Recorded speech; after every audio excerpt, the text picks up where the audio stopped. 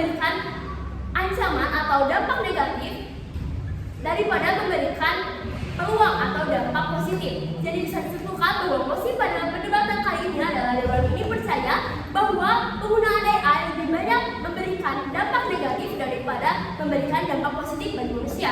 Saya mempunyai 3 argumen tentang hal ini. Yang pertama adalah keberadaan AI bisa membuat manusia seakan-akan dimanjakan oleh digital dan membuat manusia tidak berusaha untuk melakukan sesuatu. Kemudian yang kedua, keberadaan AI bisa membuat berbagai sektor tergantikan oleh AI. Kemudian yang ketiga, AI bisa membuat kita tidak bisa berpikir kreatif dan inovatif.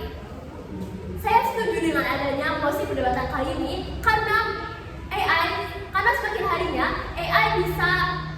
semakin harinya AI lebih banyak memberikan ancaman daripada peluang bagi manusia. Berdasarkan survei, 67% siswa di dunia menggunakan AI untuk mengerjakan tugas dan 86% di Indonesia melakukan hal yang sama. Hal ini bisa memperkuat 3 argumen yang sudah saya sampaikan sebelumnya. Maka dari itu, saya sangat setuju dengan adanya mosi pada perdebatan kali ini. Terima kasih. Terima kasih atas kesempatan yang telah diberikan. Saya di sini untuk memperinci argumen yang telah disampaikan rekan saya sebelumnya. Pada poin pertama dan ketiga disebutkan bahwa manusia mulai dimanjakan dengan adanya teknologi artificial intelligence atau AI, di mana manusia mulai sulit untuk berpikir kreatif dan kritis, sehingga itu mulai menjadi dampak buruk bagi manusia.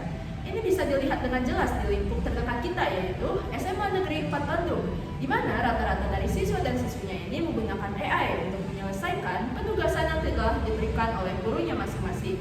Hal ini tentu saja bertolak belakang dengan tujuan utama kita ke sekolah. Kita ke sekolah untuk mengasah otak kita dan juga potensi serta keterampilan yang ada di dalam diri kita, dan bukan untuk bergantung kepada AI sehingga otak kita menjadi tumpul, tidak kritis, tidak kreatif, dan juga bisa kesulitan dalam menghadapi masalah sosial ataupun masalah hidup yang ada di depannya. Lalu pada poin kedua, di mana AI bisa saja menggantikan pekerjaan manusia di berbagai sektor bidang. Ini bisa saja benar karena menurut Kominfo sendiri, ada maraknya kenaikan jumlah pengangguran di Indonesia setelah adanya teknologi artificial intelligence. Namun, ini juga bisa dicegah dengan membuat hukum yang dibuat oleh manusia kembali kepada manusia. Selayaknya disebutkan pada pasal nomor 28 tahun 2016, ini sangat berhubungan dengan apa yang kita hadapi sekarang dengan AI. Karena AI sendiri mengumpulkan data dari berbagai pihak tanpa ada perizinan yang jelas alias tidak konsensual. Ini tentu saja tidak etis dengan apa yang kita sudah tetapkan dari dulu. Jadi, orisinalitas dari hasil yang dibuat oleh AI ini masih patut untuk dipertanyakan, dan pada akhirnya AI pun hanya bisa meniru apa yang telah dilakukan oleh manusia sebelumnya dan masih membutuhkan perkembangan dari manusia untuk pada akhirnya menggantikan manusia itu sendiri. Sudah seharusnya AI ini digunakan untuk membantu kita dan bukan untuk menggantikan kita. Terima kasih. Baik, terima kasih atas kesempatan yang telah diberikan. Di sini saya akan memberikan contoh studi kasus yang terjadi di Indonesia ataupun di luar negeri. Di Indonesia sendiri terkait dengan penyalahgunaan AI, seperti contohnya di kota-kota besar seperti Kota Bandung dan juga Kota Jakarta dalam tingkat SMA ataupun remaja. Survei membuktikan bahwa pada tahun 2024 telah ditemukan, dilansir dari Detik.edu, telah ditemukan bahwa guru menemukan tugas-tugas yang telah diberikan oleh guru tersebut dan dikerjakan oleh siswa tersebut, ditemukan bahwa terdapat penggunaan gaya bahasa ataupun kalimat yang terstruktur secara sempurna untuk ukuran pelajar. Hal tersebut membuat guru tersebut sangat curiga dan menindak ulang atau menindak tegas terkait kecurangan yang ada pada diri siswa tersebut. Setelah diteliti ataupun lebih dalam lagi, ternyata siswa-siswa tersebut menggunakan aplikasi-aplikasi AI seperti ChatGPT ataupun Quillbot untuk pengerjaan tugas-tugas mereka. Hal tersebut sangat menyulitkan guru tersebut untuk mengukur kemampuan siswa-siswanya dalam menangkap informasi ataupun pengetahuan umum yang telah diberikan dari guru kepada siswa-siswa tersebut. Dan dampak negatifnya ataupun ancamannya terhadap siswa-siswa tersebut adalah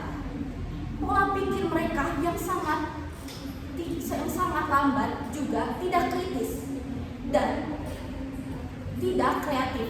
Dalam hal ini, sebagai remaja perlu memiliki sifat-sifat tersebut demi keberlanjutan masa depan mereka masing-masing. Oleh karena itu, beberapa sekolah menindaklanjuti atau menurunkan standar penggunaan aplikasi AI dalam kehidupan pembelajaran ataupun pendidikan agar tidak terjadi kecurangan atau penyontekan di dalamnya. Kasus yang kedua terjadi di luar negeri, yang terjadi pada tahun 2024 di Universitas of Reading in English, bahwa menunjukkan bahwa dosen mereka ketika mengadakan ujian ataupun tugas-tugas yang diberikan kepada mahasiswa-mahasiswa di Inggris telah ditemukan mayoritasnya memiliki nilai-nilai yang sangat tinggi.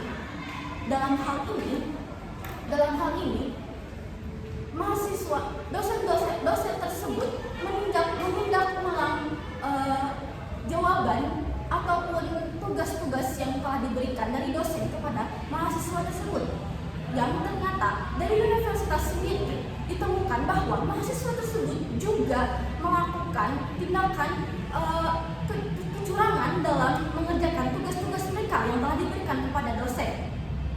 Hal ini membuat kebijakan pemerintah di Inggris ataupun dosen-dosen mereka membuat kebijakan bahwa penggunaan AI di negara Inggris tidak diperbolehkan kecuali untuk mencari referensinya. Dengan ini, saya menyimpulkan bahwa penggunaan AI dalam kehidupan sehari-hari ataupun kehidupan pelajar sekalipun di dunia pendidikan sangat memiliki ancaman yang sangat besar dibandingkan dengan peluang yang ada.